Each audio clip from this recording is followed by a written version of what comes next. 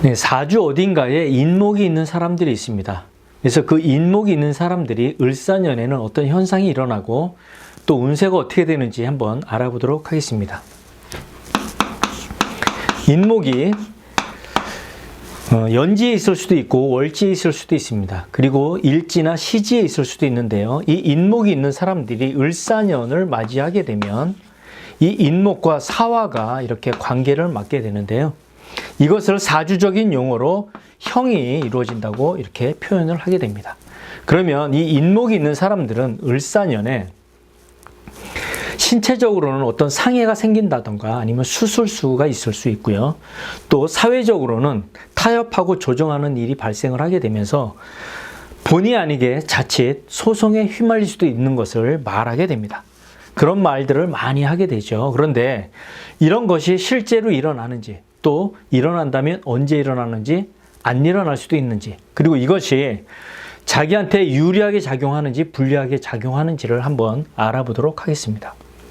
을사년에는 이 을목이 인에 뿌리를 내리게 되면서 인목이 왕성하게 됩니다. 그렇게 되면 목의 운동이 강하게 일어나게 되는데요. 을사년이기 때문에 이 사화도 역시 왕성합니다. 그러면 화의 운동 역시 강하게 일어나게 됩니다. 그래서 목의 운동과 화의 운동이 서로 강하게 일어나게 되면서 서로 양보하지 않고 고집하게 되면 다툼이 일어나게 되는데요.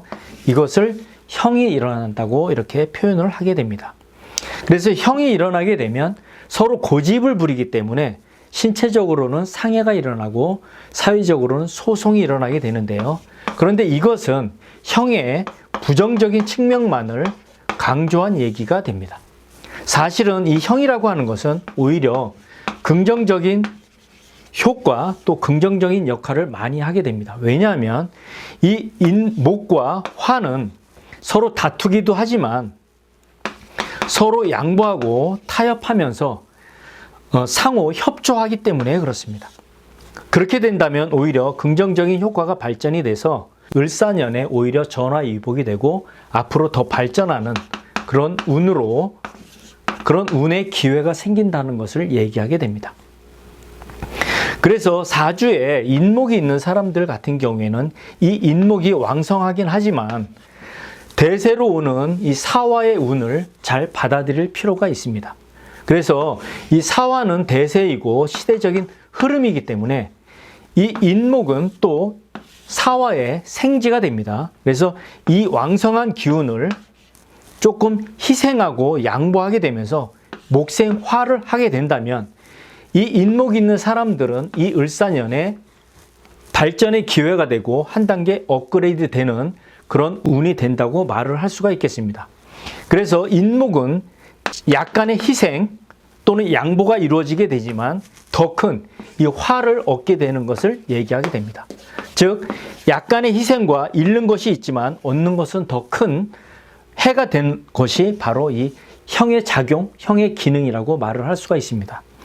그래서 이때 이 희생과 얻는 것, 잃는 것과 얻는 것을 일간별로 한번 알아보게 된다면 갑을목 일간 같은 경우에는 이 인목은 비겁이 됩니다. 그리고 화는 식상이 되죠. 그렇게 되면 이 사람들은 비겁이 왕성하게 되는데요. 자신의 고집, 자신의 주장만을 내세우는 것이 아니라 살짝 고집을 내려놓게 되고 다른 사람과의 공감대를 형성하게 된다면 더 큰 식상을 얻게 되는 것을 그런 운이라고 말을 할 수가 있습니다. 그래서 식상의 기술성이라든가 공감대 그리고 새로운 먹거리, 새로운 아이템을 얻게 되는 그런 운이 된다고 말을 할 수가 있습니다. 그리고 병정화일간 같은 경우에는 인목은 인성이 되고 화는 비겁에 해당이 됩니다. 그러면 인성이 왕성하게 되게 되는데요. 이렇게 되면 자기한테 배운 대로만 하지 말고 또 윤리나 도덕에만 너무 얽매인다거나 이러지 말고 소통을 하게 된다면 이것을 조금 희생하더라도 비겁인 세력을 얻게 되고 자신의 주체성이 강해지고 실행력이 높아지는 그런 운이라고 이렇게 말을 할 수가 있겠습니다. 그리고 무기토일간 같은 경우에는 목은 관성에 해당이 됩니다. 그리고 화는 인성에 해당이 되죠. 그래서 관성이 이렇게 활성화가 되면 이 사람은 오래된 틀이나 오래된 관습에 얽매이게 됩니다. 그런데 그런 오래된 관습이나 틀에 얽매이지 않고 조금 융통성을 발휘하게 된다면 새로운 것을 받아들일 수가 있고 또 새로운 계약이라든가 또는 승진 이런 운이 더 발전한다고 말을 할 수가 있겠습니다. 그 인복도 좋아지게 되는 거죠. 그리고 경신금 같은 경우에는 목은 재성에 해당이 됩니다.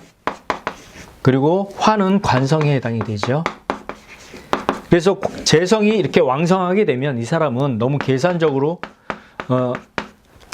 발전하게 되고 너무 이윤만을 따지게 됩니다. 그런데 이런 것을 조금 내려놓게 된다면 오히려 명예가 높아지고 또 직장이 없는 사람들 같은 경우는 직장복이 올라가게 되는 것을 얘기하게 됩니다.